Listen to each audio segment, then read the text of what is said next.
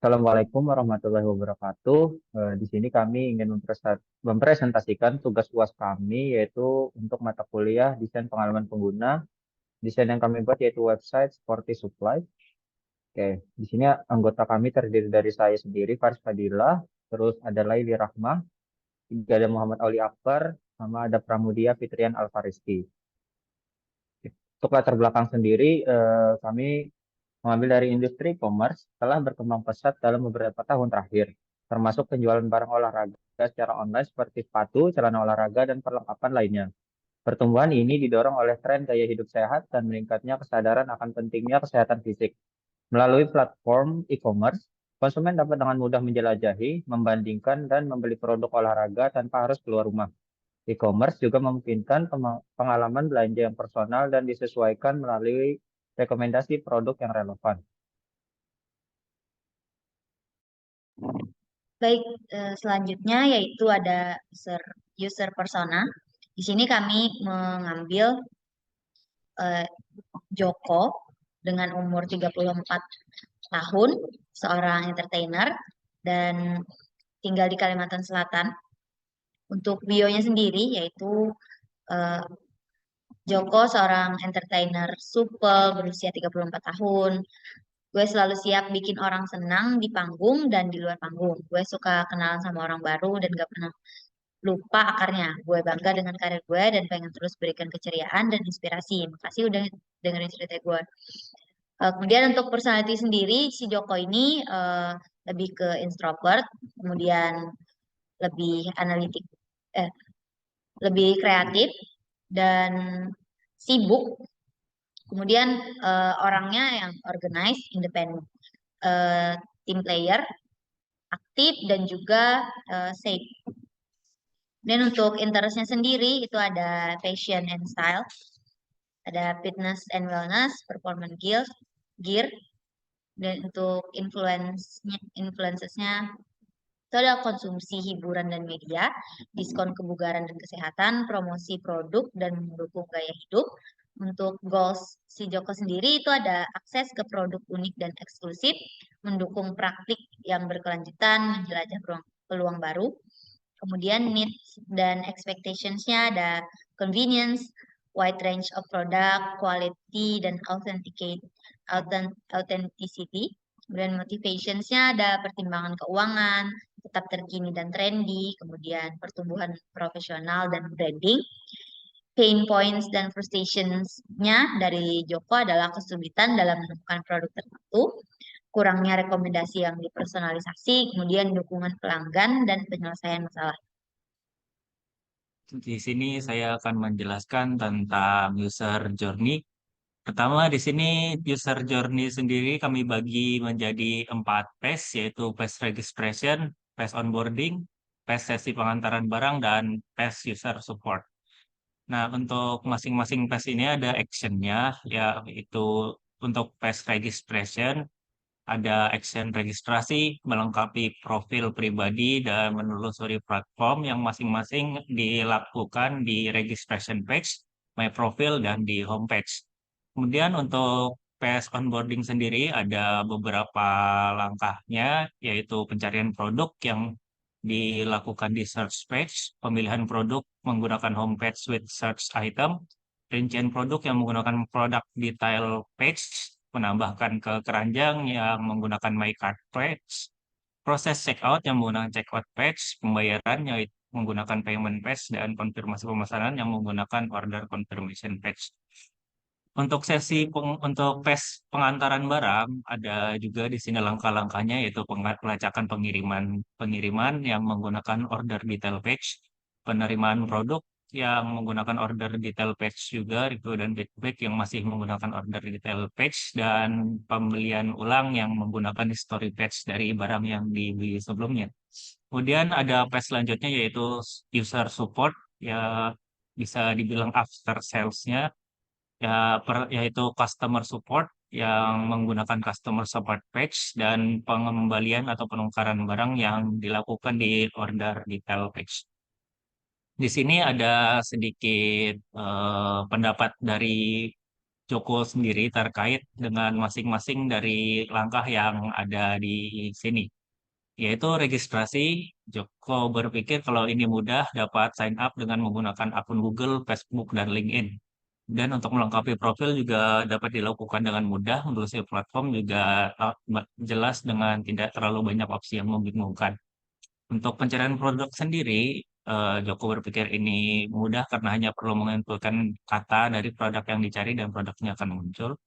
Tapi untuk pemilihan produknya sendiri ada terlalu banyak barang yang ditampilkan sehingga sedikit membingungkan untuk memilih dari barang-barang yang sama. Untuk rincian produk sendiri ada pendapatnya yaitu menampilkan informasi yang diinginkan seperti tambahan foto produk, harga, ukuran produk, dan deskripsi produk. Menambahkan ke keranjang juga ada di sini yaitu tampilan keranjang simpel dan menampilkan apa yang diinginkan di checkout. Untuk proses checkout sendiri masih ada beberapa kekurangan yang dipikirkan Joko, yaitu belum adanya penggunaan promo untuk melakukan checkout. Pembayaran sendiri eh, sudah menggunakan metode pembayaran yang sesuai dan mudah digunakan. Untuk konfirmasi pemesanan, pesan konfirmasi yang dimasukkan cepat setelah melakukan pembayaran. Untuk pelacakan pengiriman di sini ada update informasi yang terlambat atau sedikit delay. Untuk penerimaan produk, riwayat ordernya ditampilkan dengan cukup lengkap. Review dan feedback dapat memberikan ulasan begitu barang diterima. Jadi mudah untuk memberikan review dan feedback. Dan untuk pembelian ulang, juga berpikir bahwa pembelian ulang dapat dilakukan melalui riwayat transaksi sebelumnya. Untuk customer support, Joko berpikir kalau respon dari customer service-nya cepat dan baik. Kemudian pengembalian dan penukaran barang dapat diakomodasi dengan mudah melalui website, bagian dari websitenya.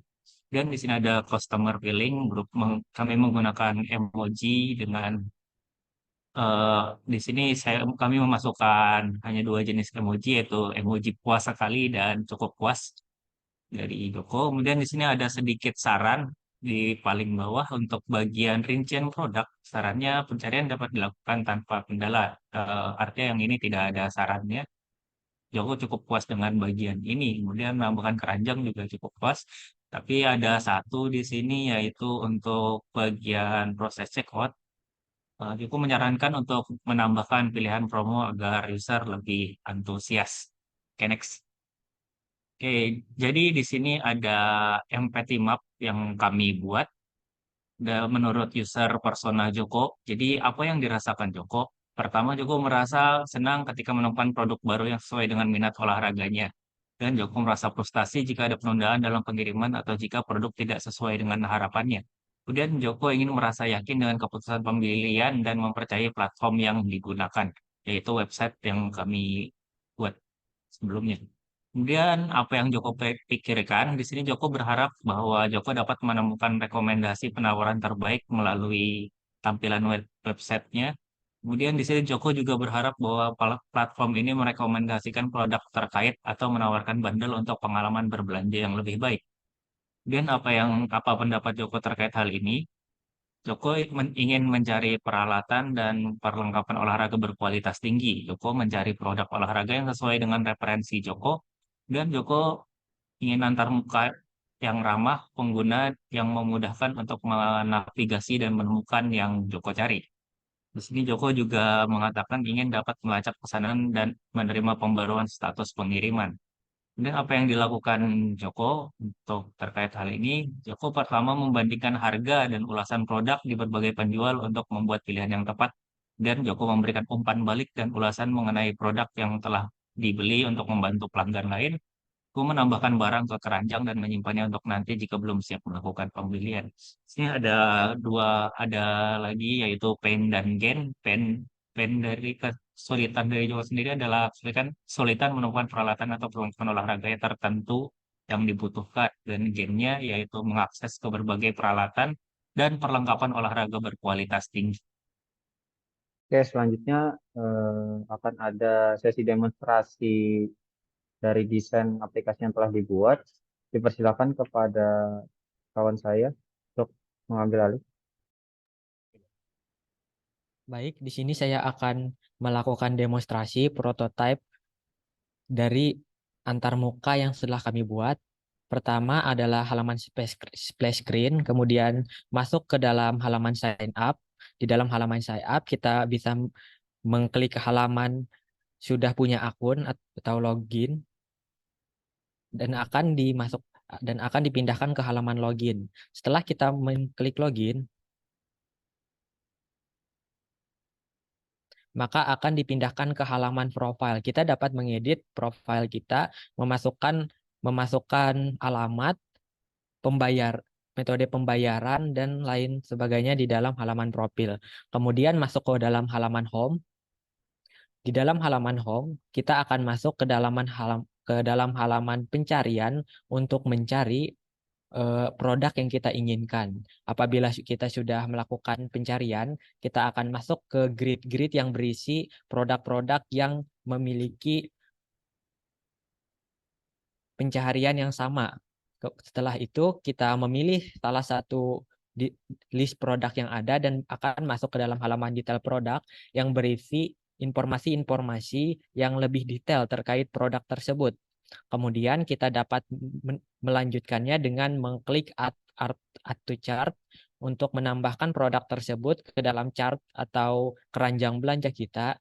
Jika kita ingin melanjutkan checkout, kita dapat mengklik proses untuk checkout. Di sini kita dapat memilih metode pengiriman, kemudian ada alamat dan sebagainya. Kita dapat memilih metode pembayaran. Setelah memilih metode pembayaran, kita dapat memilih untuk bayar sekarang. Setelah kita membayar dan akan ada umpan balik bahwa pembayaran tersebut sukses.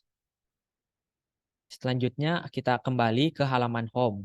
Di halaman home kita dapat melihat halaman wishlist untuk produk-produk yang kita sukai dan akan kita beli nantinya. Di dalam halaman wishlist, kemudian di dalam navigasi juga terdapat halaman kegiatan transaksi atau histori yang telah kita lakukan. Demikian demonstrasi prototipe kami. Saya kembalikan ke Paris. Oke, baik, terima kasih. Mungkin itu tadi presentasi dari kami. Mohon maaf apabila ada kesalahan. Wassalamualaikum warahmatullahi wabarakatuh.